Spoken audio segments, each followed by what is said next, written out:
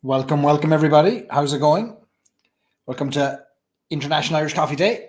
How are you getting on? We'll be making some Irish coffees. So great that you're joining tonight. Middle of the week, school night, but no better night to have a few coffees. Keep us up all night. Let me know where you're joining from. We're kicking off here a little bit early, going live just before midnight Irish time, 7 o'clock Eastern. So we're going to make some Irish coffees. Let me know if you're joining. Will you be making Irish coffees along with me? Will you be trying to ensure your cream doesn't sink? Love to know where you are, where you're joining from, what's in your glass.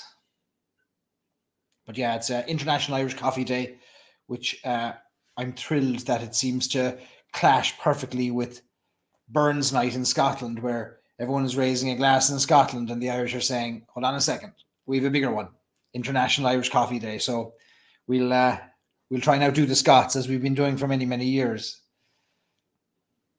Dave's in California. How are you, Dave? You're ready to go. Cheryl's ready in Las Vegas. Very good.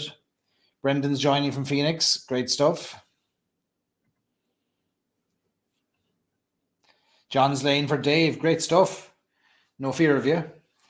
The better the ingredient, the better the coffee. Lost Irish for Cheryl. Oh, that's a good idea. Good stuff. How are you, Dan? Welcome, everybody. We're going to make some Irish coffees tonight. We're going to aim for a non-sinking cream float, the essential metric of a successful Irish coffee. So if you've got all your ingredients, we won't be kicking off just yet, but we'll give people a few minutes just to join in. I'm sipping on a whiskey in the meantime. I'm sipping on a Barry Crockett Legacy. I had a small little sample bottle of it. And just polishing off the little Barry Crockett Legacy while I wait and while I was getting the place ready for the Irish coffee making. So let me know what you're sipping on. Ed Powers, how are you, Ed? Joining from Ohio. Great stuff. Peter Stewart in Belfast, how are you? Welcome.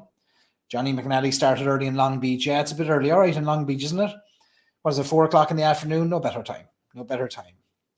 Robbie Burns loved coffee, said Tom. Did he? Yeah, but I doubt he loved Irish whiskey though. Stacey's in Chile, Columbus. I know the type of whiskey Stacey uses in her Irish coffees, and it's not Powers. It's not Powers. She's gone up north, up to the land of Bushmills. I saw you making one with the Bushmills regular earlier. I think you're making one with the Sexton next. How are you, Chris? Joining from freezing Fort Myers. It seems to be lots of snow I can see around the east coast of the US at the moment. Jeff isn't a coffee drinker, so it's just International Irish Drink Day. Irish shirts that every day. Those are good days too.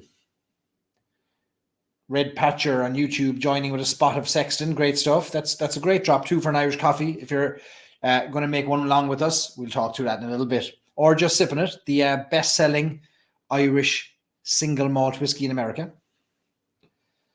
There's Scott joining in Newnan, Georgia. Good stuff. Bo doesn't even drink coffee, but enjoys watching it being made. That's good enough. I used to drink coffee for years. I just enjoyed the smell of it. And it's only of the last few years I would have got into coffee.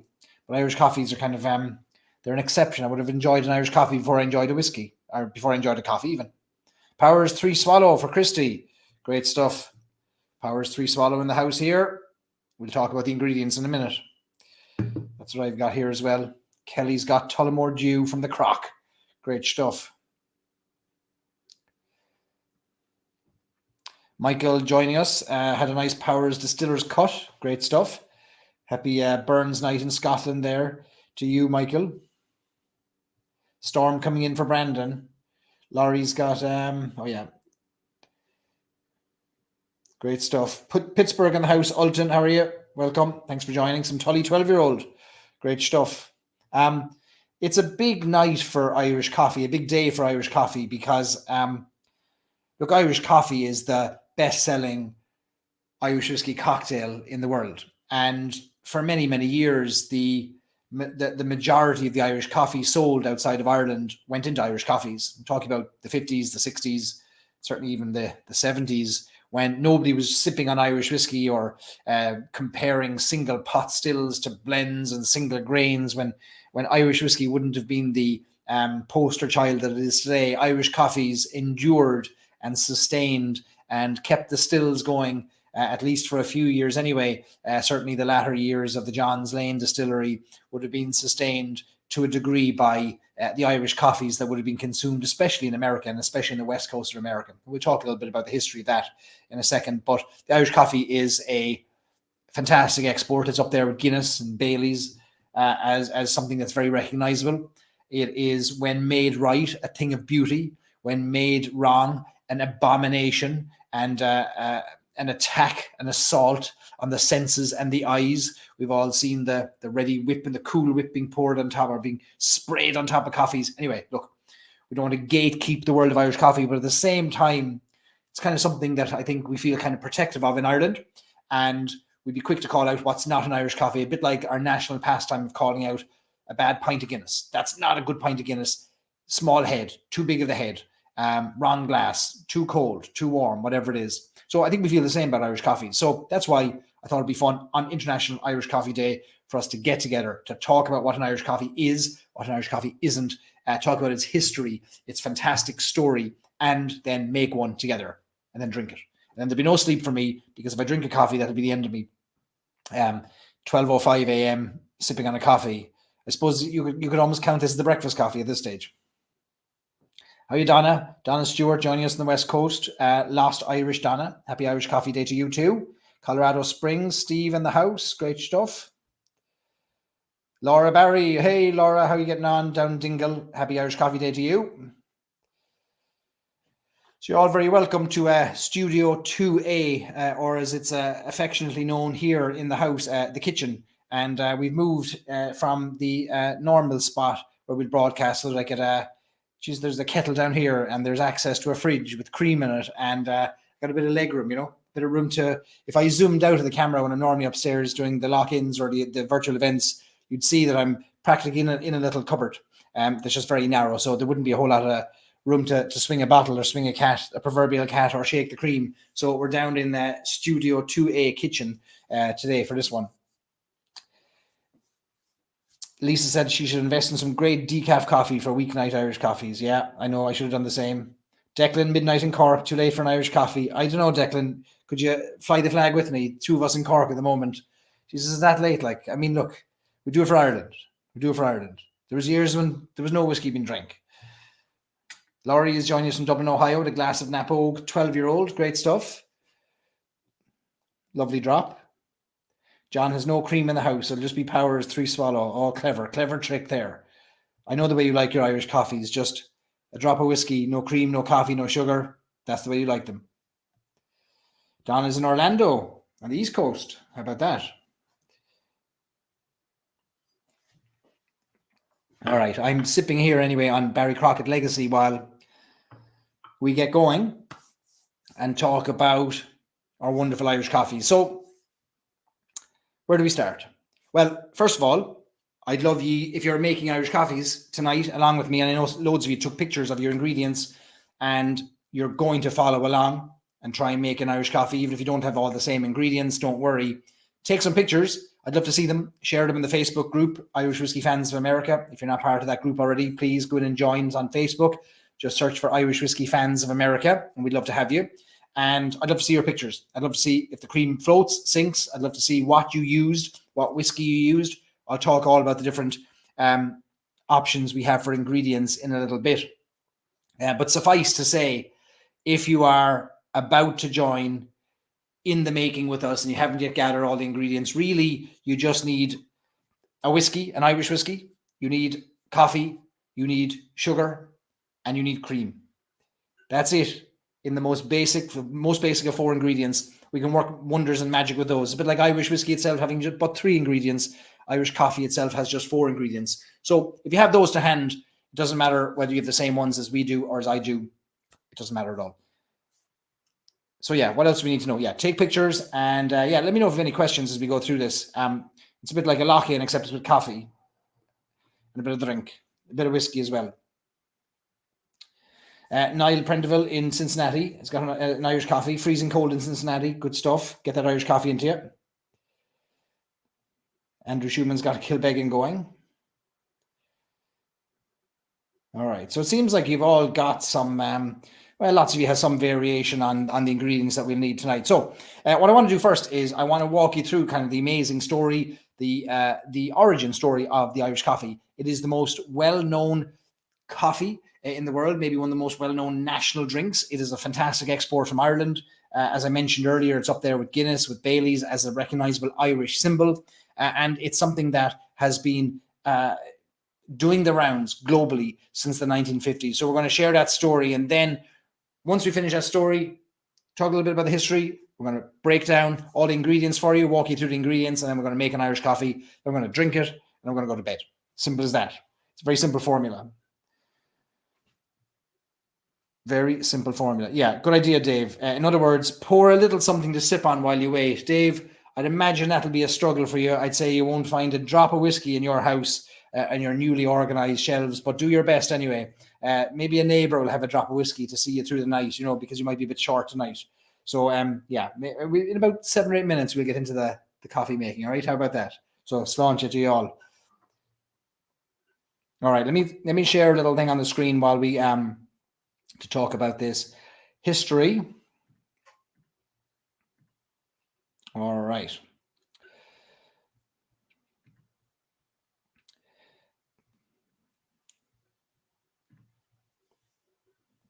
Okay, here we go. So, we're doing this in the opposite order. Instead of an Irish coffee demo and a history, we're doing Irish coffee history and demo. This is International Irish Coffee Day, clashing perfectly with Burns Night in Scotland. While they're all busy addressing their haggis, we are busy making Irish coffees and ensuring that the Twitter sphere and social media isn't just filled with talk of Scotland tonight. Instead, Ireland has said, don't forget about us. We have a big famous coffee that we want to talk about today.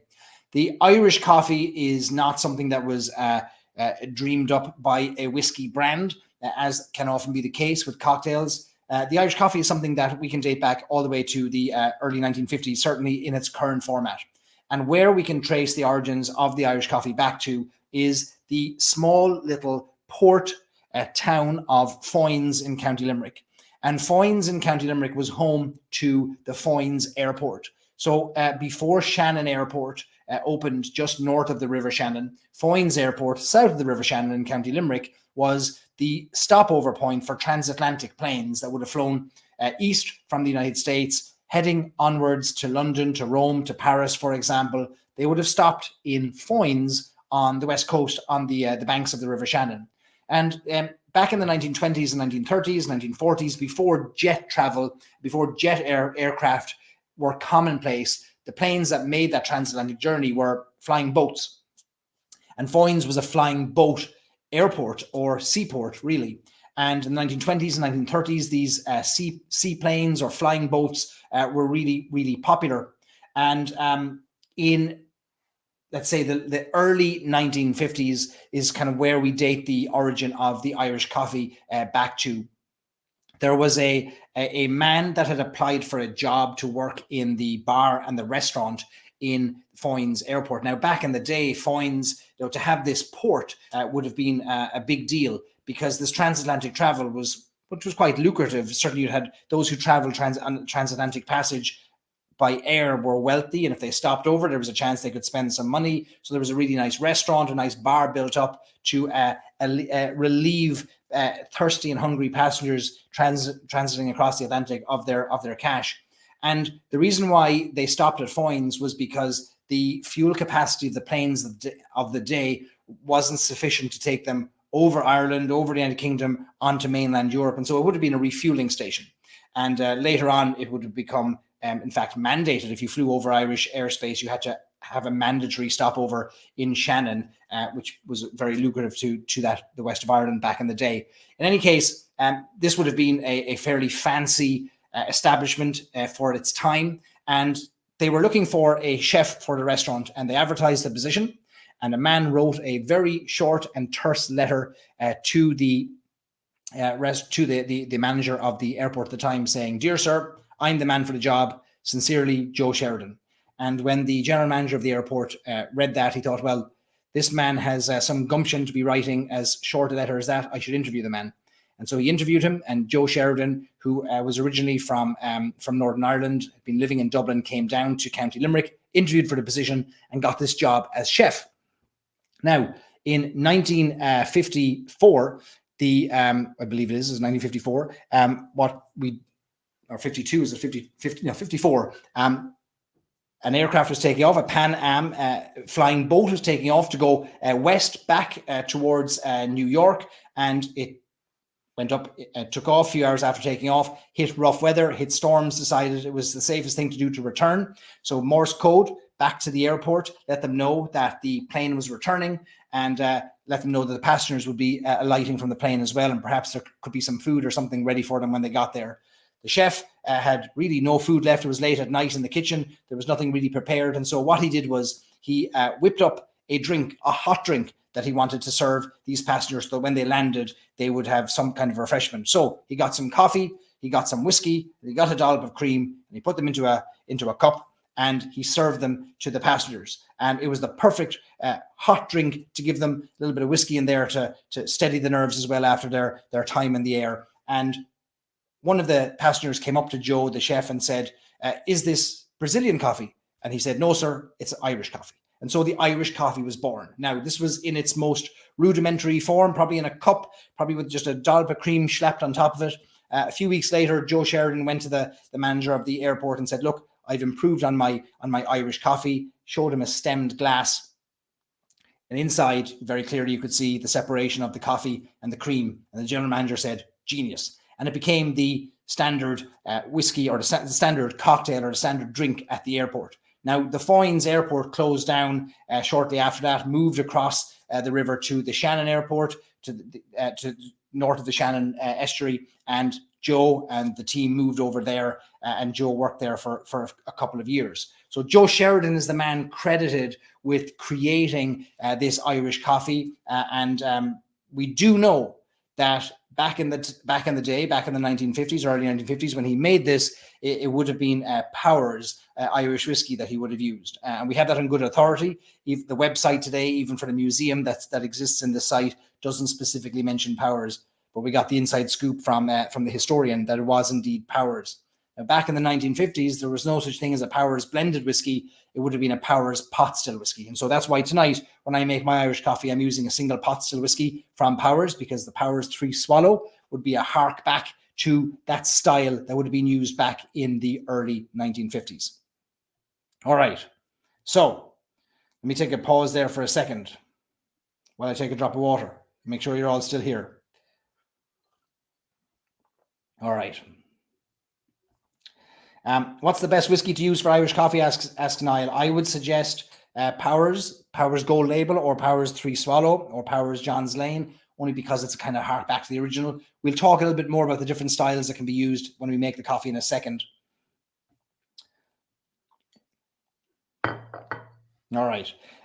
Okay, great. So you're all still here. So that's kind of the origin story of the Irish coffee and how it came to be. But the story doesn't end there, because for many of you, you would have associated the creation of the Irish coffee not with Ireland, not with the Foynes flying boat port in the west of Ireland, but maybe with somewhere on the west coast of the United States, somewhere that you would have maybe tasted an Irish coffee. Maybe the story goes that that's where the Irish coffee was created. Let's talk a little bit more about the rest of the story, because the story, we're not done yet. We're not done yet. All right, let me pull it up here.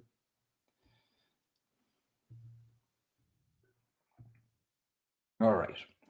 So a couple of years after, sorry, it was 1942, wasn't it? 1940. Did I say 1952? I think it was 1942 was when this originally, and Joe originally created it, 1942. And then, so that would have been the middle of, that was the middle of World War II when Joe created this. And shortly after that, I think it was 1945, the Foynes port closed down and moved over to Shannon.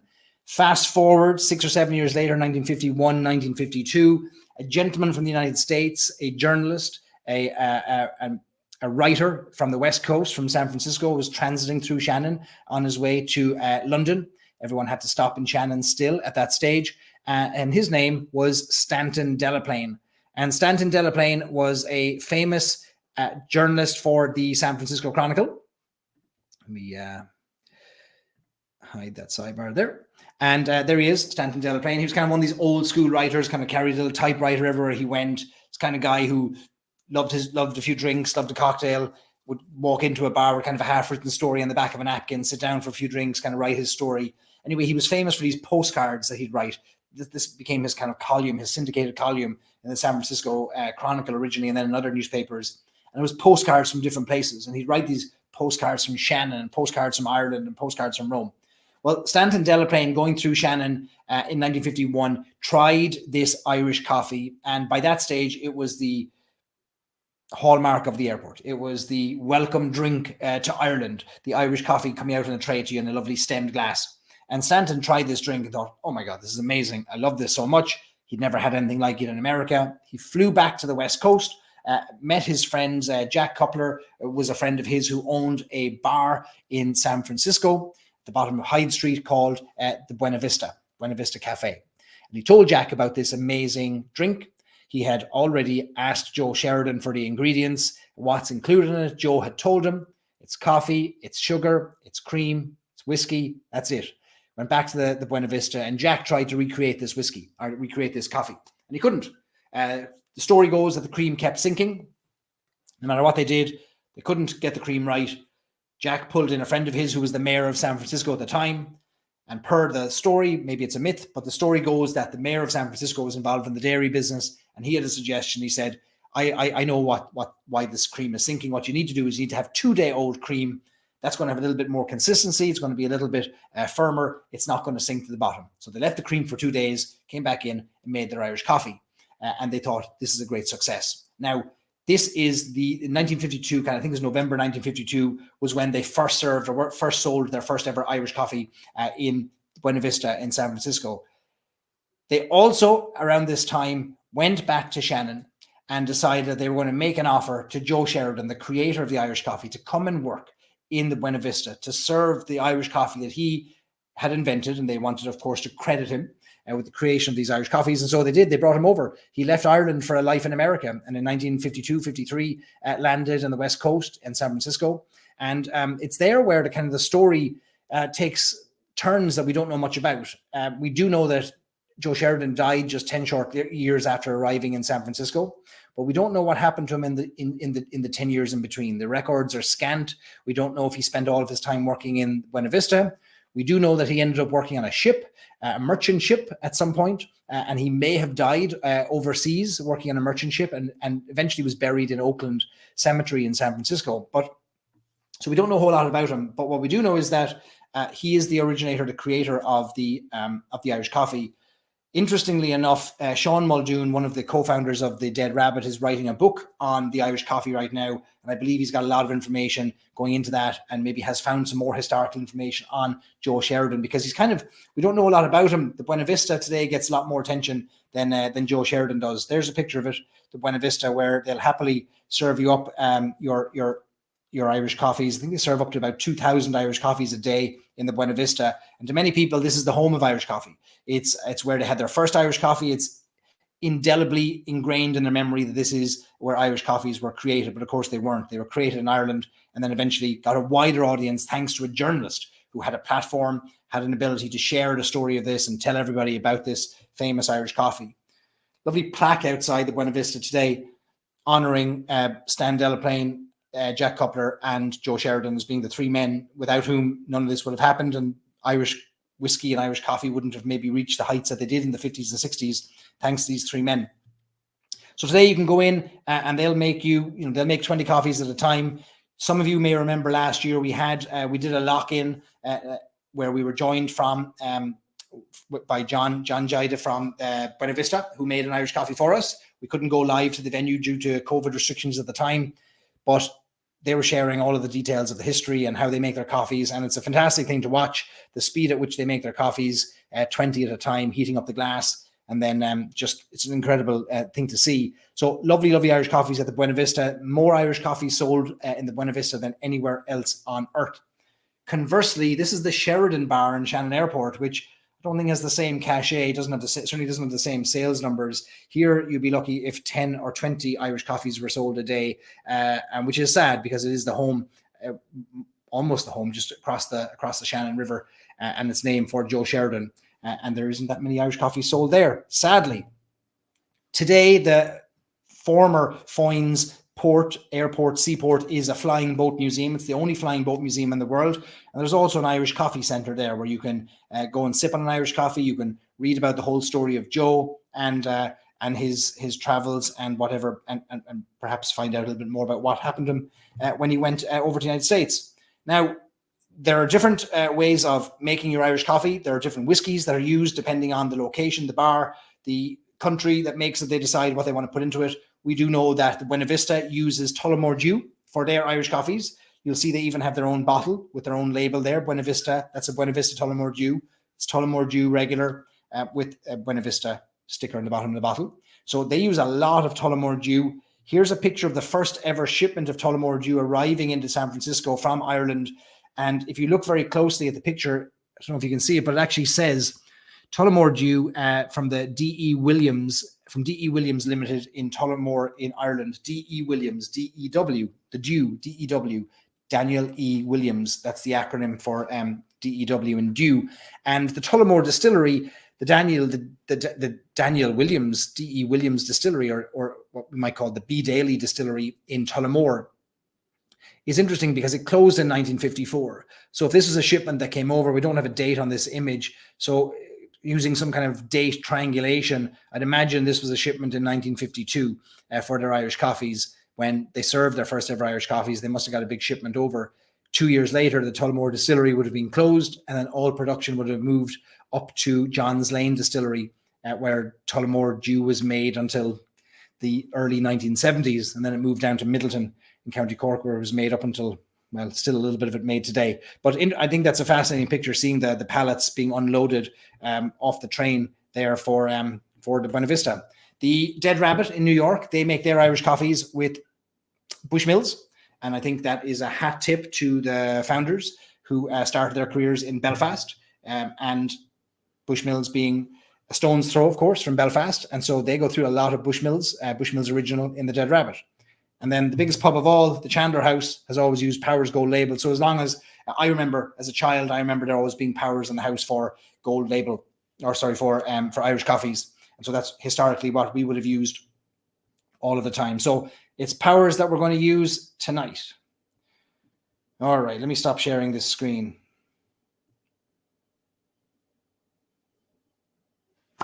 All right, Anne-Marie, am I talking too fast? I might be. I'll slow down. I get excited. I get really excited. Yeah, Dave. So 2,000 a day. One of the gentlemen who works in Buena Vista Cafe reckons he's made about 5 million Irish coffees in the 20 plus years that he's been there. So those numbers do stack up. They really do.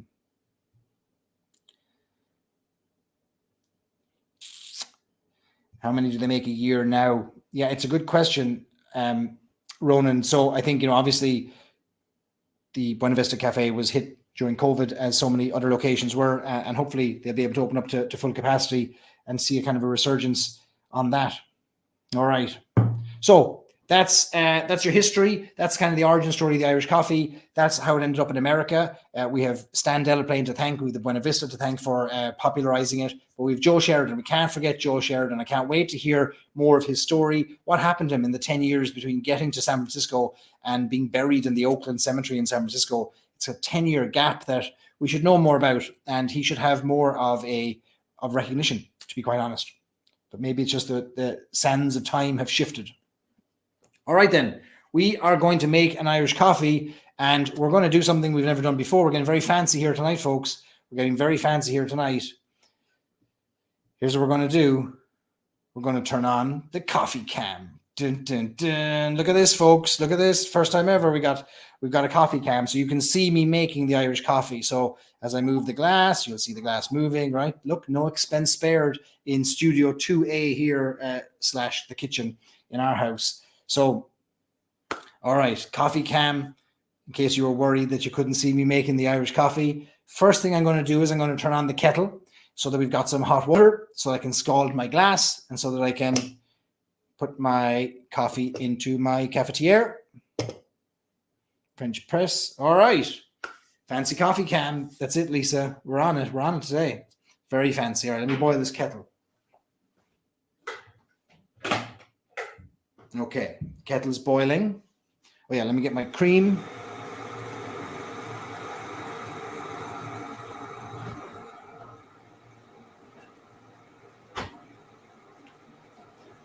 You probably hear the kettle boiling now. Authenticity. We're not missing a trick here. French press even has a French name.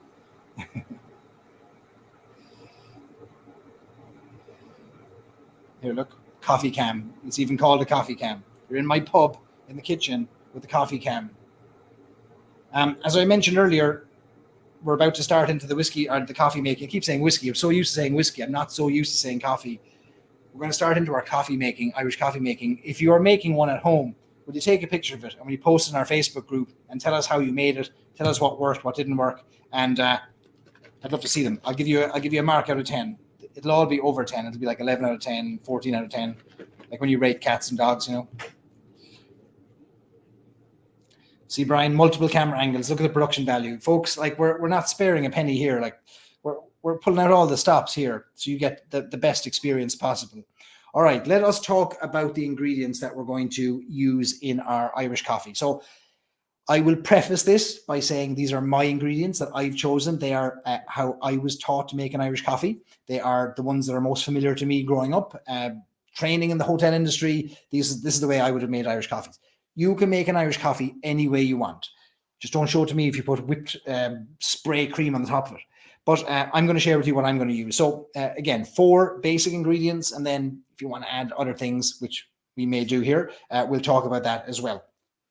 All right. So the first thing we'll talk about is the whiskey. So here's what I'm using. I'm using Powers 3 Swallow. Put this bottle down here on the coffee cam for you to see. Using Powers 3 Swallow. And the reason I'm using Powers 3 Swallow is that, to me, it's the most authentic whiskey to what would have been used in 1942 when Joe Sheridan made his whiskey. Powers didn't make a blended whiskey till the 1960s.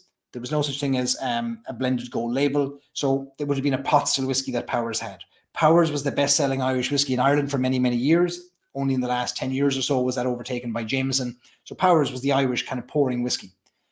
When Joe Sheridan reached for the Powers, I can assure you, he wasn't trying to figure out the flavor balance between coffee and pot still whiskey. He wasn't looking at a shelf of 400 whiskeys to choose the one that best matched the coffee. He was looking for something that got the job done.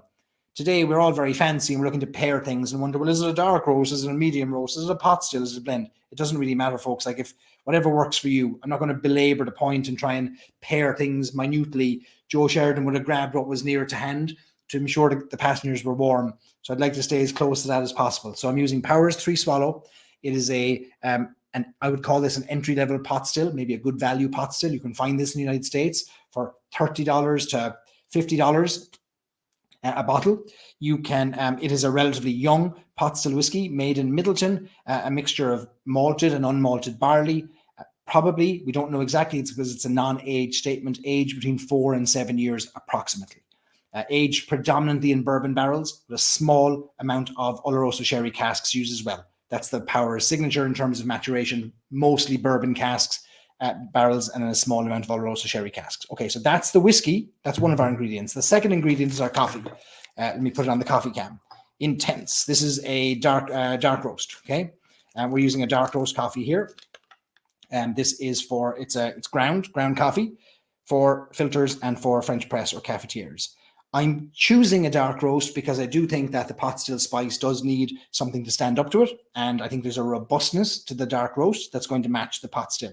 Beyond that, I'm not a coffee expert, so I'm not going to belabor that point. But whatever coffee you like the best, something that can stand up to your whiskey, I think is going to be a good choice. What do we have next? Next, we have sugar. Okay, I've got brown sugar. I'm using what you might call, well, we call it Demerara. Things that are close enough to this, if you don't have this kind of crystallized sugar, would be turbinado, would be sugar in the raw. We don't use typically white sugar. We don't typically use sugar syrup. If you want to use any of those things, of course, it's your coffee. You can use whatever you want, but I'm going to use sugar granules, brown sugar granules. And then finally, the fourth ingredient is fresh cream. So it's pouring cream. And I'm going to whip it. I'm going to shake it so that it doesn't sink. And it needs to be of a certain consistency so that it stays floating on the top. Your Irish coffee should ideally look like a pint of Guinness. Perfect separation of church and state, and from the head and the body of it, and it shouldn't be mixed together. So the fresh cream needs to sit on top, and we will sip our whiskey through the cream. I'm adding in a fifth ingredient. I'm just basically grating some chocolate on top. So I'm grating a crunchy. So what's a crunchy? A crunchy is a honeycomb chocolate piece of heaven. Here's what it looks like. Here's the honeycomb. Look at that. How could you not want that? So I'm going to grate some of that on top of the cream, and that is just an added flourish, or as we call that in Cork, notions. So that's it. Those are all the ingredients. So the first thing, if you're all ready to go, which I think you are, we should make our Irish coffee. All right. So the first thing I'm going to do is I'm going to grab my my kettle, which is right here, and I'm going to scald my glass. What does that mean? It means I'm going to heat up my glass, and I'm going to put my spoon into the glass so that the glass doesn't crack when I add my spoon later. So if it's full of boiling water or hot coffee and I put my spoon in, the glass might crack. So instead, I scald my glass for about 5 to 10 seconds with the spoon inside it. Oh, moved my coffee can. All right. So we're just going to let that there. The next thing I'm going to do is I'm going to make my coffee. So taking my French press, cafetiere, whatever you'd like to call it. We don't have to be fancy. I am going to take about 2 good spoons of coffee, put them in here. And then I'm going to add my boiling water. Move this out of the way.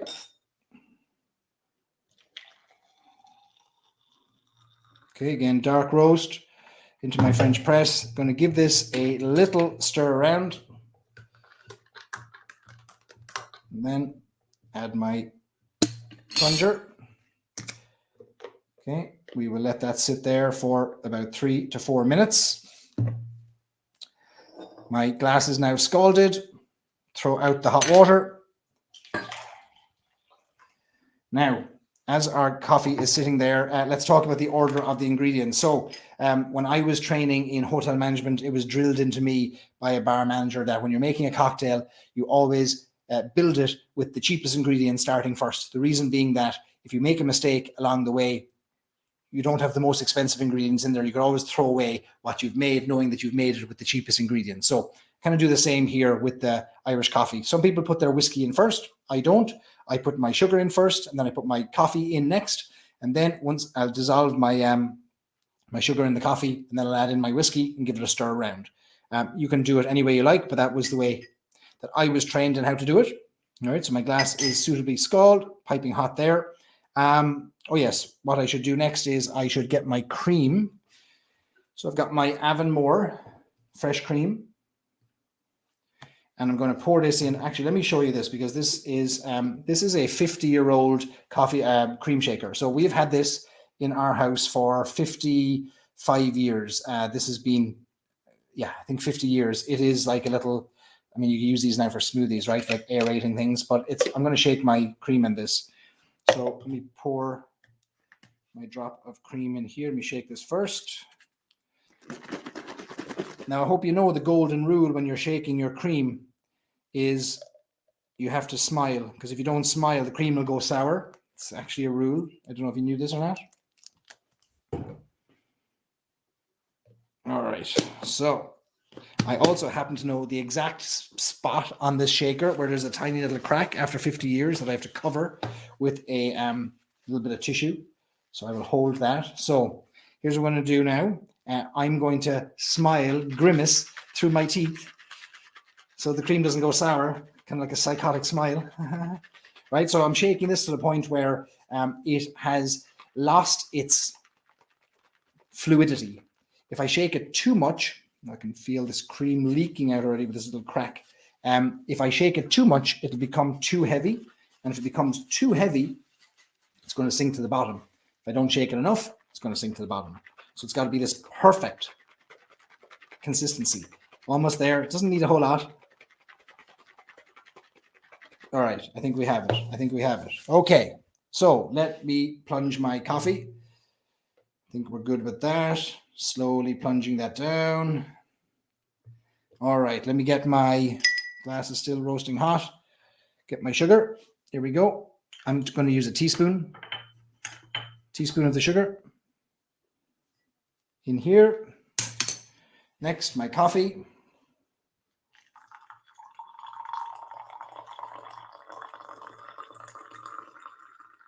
Got to make sure we leave enough space for the whiskey. Drop there. All right, let's give that a little stir.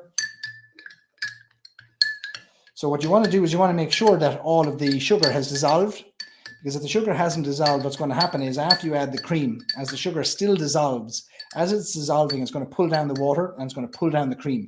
And you'll notice the cream just being sucked down the side of the glass, and we don't want that. All right, now I am going to add about 50 milliliters of Powers 3 Swallow. All right. If you pour 55, don't worry about it. Don't worry about it. All right.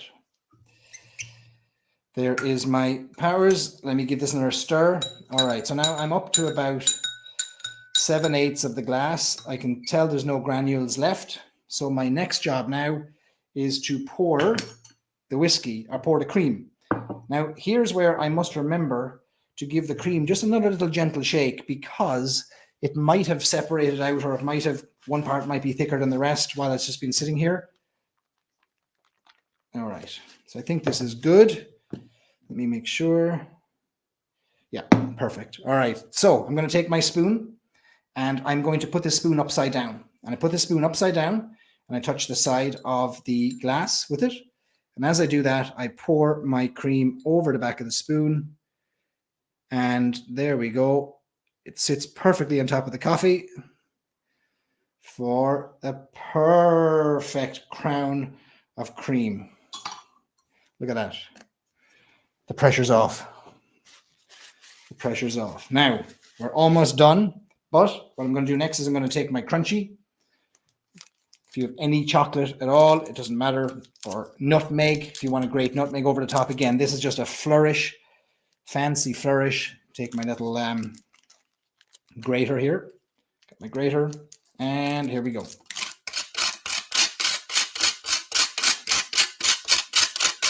All right, let me show you this on the coffee cam. There you go. There's the grated little honeycomb, little bit of chocolate. Put the coffee cam back. Very expensive coffee cam, also known as an iPhone. And folks, there we have it. There we have our Irish coffee. Look at that. Sláinte.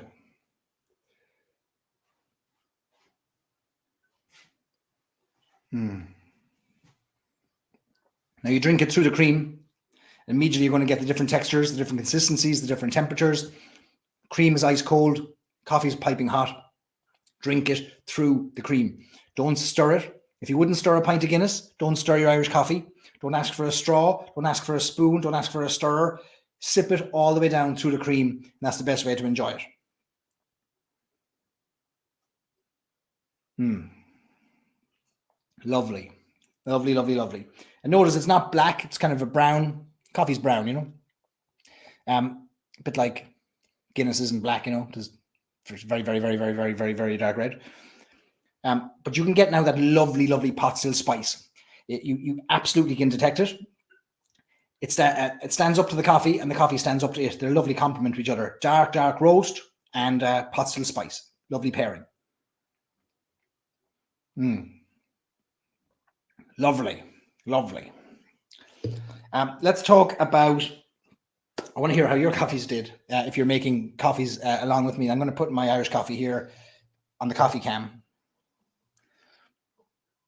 Now what's going to happen is it's going to start to sink through the coffee over the next few minutes. I've sipped on it, moved it around a little bit, but you serve it typically on a little saucer, little doily, little folded napkin. Working in bars years ago, you would hate to have an Irish coffee ordered because it took the most time to make. You're running around the bar, pouring pints of Guinness, getting vodka tonics, gin and tonics, and somebody says, and can I have 3 Irish coffees? your heart would break, you melt, because now you knew you'd be taken away from running around to make this Irish coffee. And the one thing you were always guaranteed, there was no cream. There'd never be any cream ready for Irish coffees, which meant that you had to whip the cream. More time taken, and there was rarely the time to do it. So I've been in some bars where they've actually got signs up that say on busy periods we don't serve any Irish coffees because they take too long to make. But then you've got other bars and restaurants that thrive on them, that actually make their business about Irish coffees, like Buena Vista in San Francisco. Dave said I've upset everything he's known about Guinness. Yeah, it's a very, very, very, very, very, very, very, very, very, very, very dark red. Am I still wearing my my creamy mustache?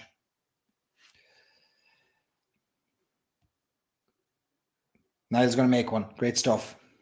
What else? Oh yes, I worked in a bar years ago where my manager was in charge of the tour groups that were coming in touring the west of Ireland. They come to this bar, and we always had Irish coffees waiting for the bus tour, typically an American bus tour, and the Americans would roll in, and in advance of them coming in, he'd have me making all the Irish coffees. And I remember the first time he asked me to make the Irish coffees, I made them this way.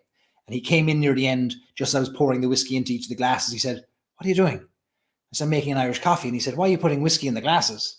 I said, "Well, where else would I put it?" And he said, No. He said, "You mix it in with the cream." I said, "The cream? You don't mix anything with the cream." He said, "Don't be using 20 measures of whiskey for 20 glasses. Use one measure of whiskey, whip it into the big batch of the cream, put it on all the glasses, and that way, when they smell the glass for the first time, the first thing they'll smell is whiskey." Awful cowboy tactics. I don't recommend. But in any case, that taught me how not to make an Irish coffee. I'm going to put it back down there for you to have a look at. So again, look, Powers 3 Swallow is what I used. Crunchy on the top.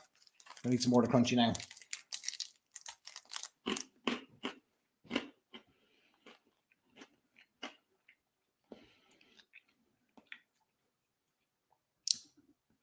And can I get a spoon, says Ronan? Yeah.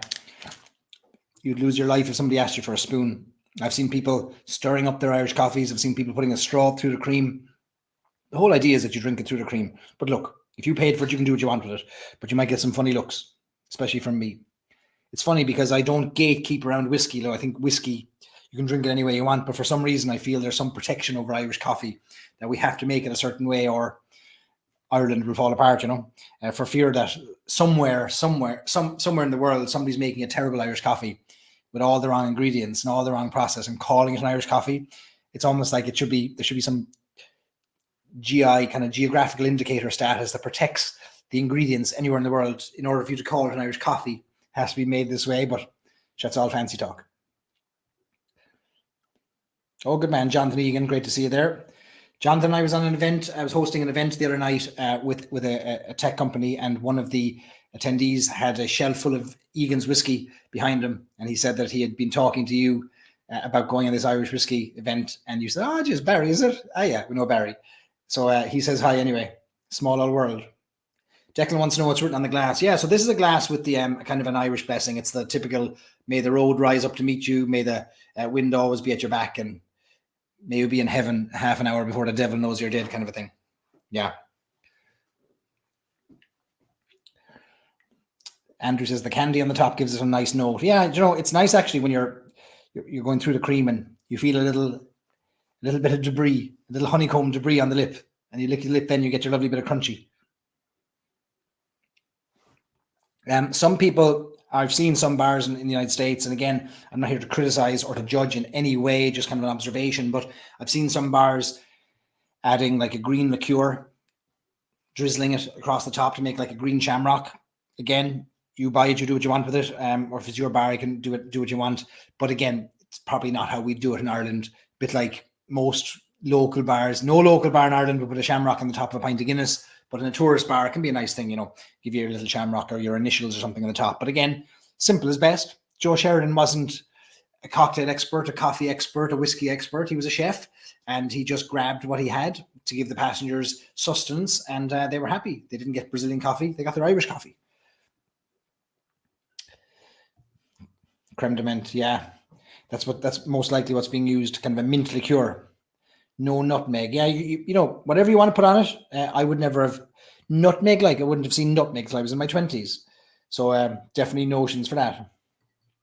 Declan says honeycomb debris needs to be a cooking decoration note. You can't beat it. A crunchy. Listen, folks, you can get these in Ohio actually in World Market. Go to World Market and you'll find yourself a bag of crunchies, and you can thank me later. Honeycomb. Look at that. Imagine that now on top of your coffee every morning. You wouldn't have a bad day. No, don't be putting Lucky Charms. Don't be grating Lucky Charms over the top, Robert. Buena Vista uses Tullamore Dew. They do. They have vacillated between, over the years, they have used Powers. They've used Tullamore Dew. And for a period, they actually had their own whiskey, which came from the Cooley distillery. They had their own Buena Vista whiskey, which is rare enough to find, but it's out there. They had their own whiskey distilled, a double distilled whiskey from the Cooley distillery. They don't do that anymore. Today, it's all Tullamore Dew. And the Dead Rabbit is all Bushmills. I see Teeling are gaining a lot of ground, I think, in having Irish coffees or being the Irish whiskey contribution to Irish coffees across the United States too. So kudos to them for that. Yeah, if there's a shortage of crunchies in World Market in Ohio, thank us. Thank us. Yeah, so an Irish coffee with Baileys in it isn't an Irish coffee. It's a Bailey's coffee. Lisa remarking on that, that it's so funny to see them serving it that way, and canned whipped cream. I mean, look, there's very little coming out of a can apart from 2 stacks that we can get behind. But a couple of things that shouldn't be in a can: bread and cream. I don't know why. How do they get into the can? We don't want them in our coffees. We don't want them in our breakfast. A dash of maple syrup. Notions, Ed. Notions. But if you're a Canadian, you might want that. There are, of course, now spin-offs. Every country has their own version of the Irish coffee. There are Caribbean coffees or Jamaican coffees with rum. There are Scottish coffees with Scotch. Every country will say, okay, here's our version of the Irish coffee. So wherever you go, you can get an Irish coffee made with the local liquor. No doubt about it.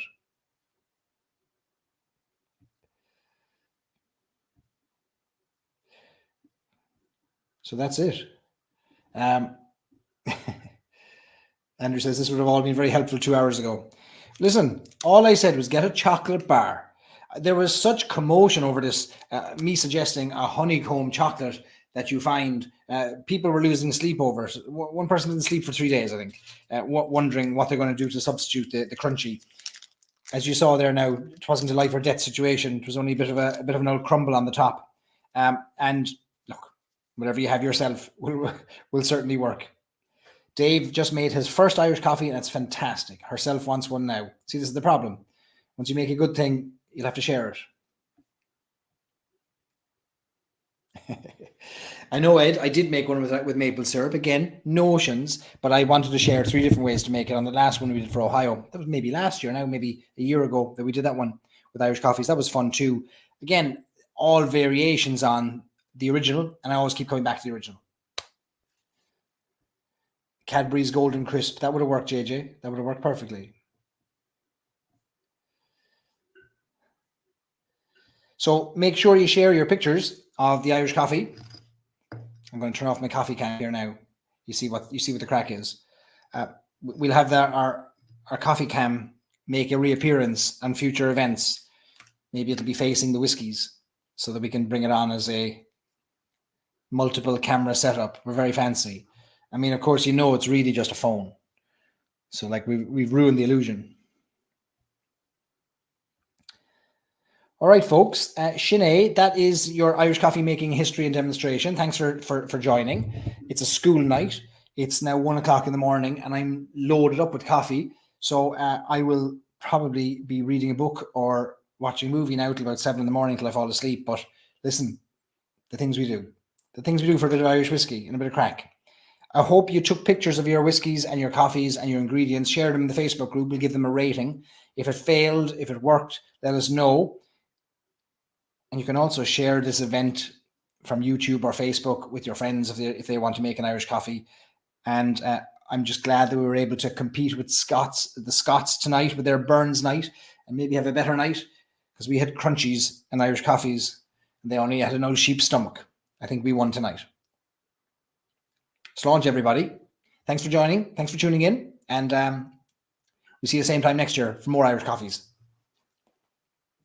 So long to everybody.